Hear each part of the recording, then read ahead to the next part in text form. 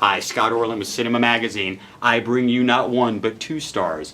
Jesse Eisenberg, Jason Segel, the new movie, The End of the Tour. I have to admit, I didn't know who David Foster Wallace was, and I read occasionally. How much did you know about this man?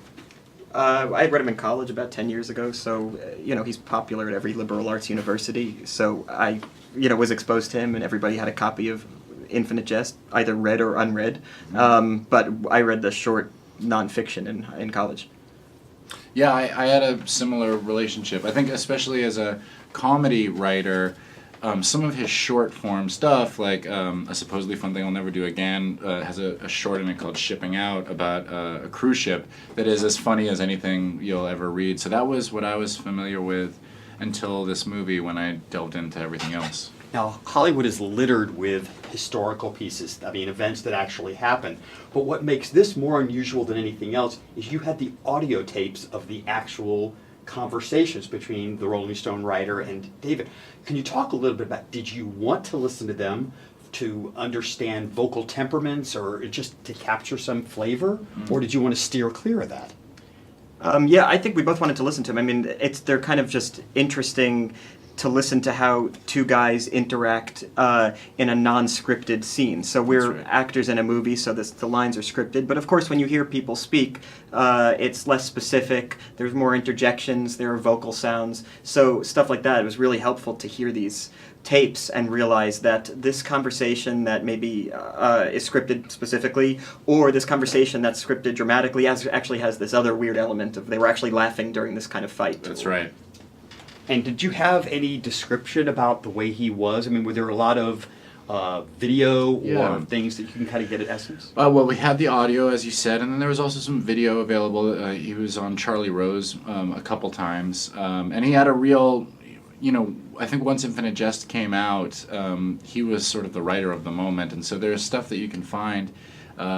So yeah, I used as much as I could. Honestly, I felt like David Foster Wallace is really important to a lot of people, and getting him right to the best of my ability was something I cared a lot about.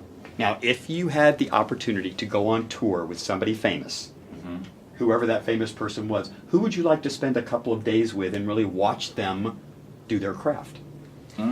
Well, I've always been very interested in Woody Allen, and I got to be in a movie of his a few years ago, and being on set with him felt for me like, what somebody who likes the Beatles gets to see at a concert. Like, they're not necessarily playing the songs that are your favorite songs, but just hearing the sound and getting to watch them work was a thrill.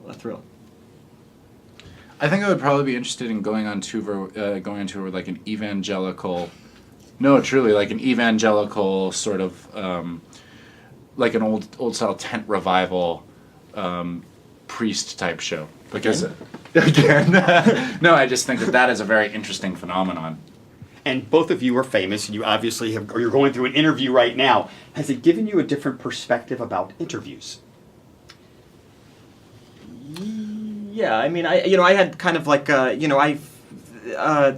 there's this like inherent contentiousness because you're trying to protect yourself and they want a story, or something. So that was interesting for us in this movie because we were really able to highlight what I think we've always felt, as recipients of interviews or the subject of interviews, to understand like this kind of very competing and, oftentimes agenda that's in conflict with what the subject is dealing with. Yeah, I think that what the movie raises that is really interesting to me is that a piece is not going to be objective. It's not just a camera rolling on the subject for 4 days.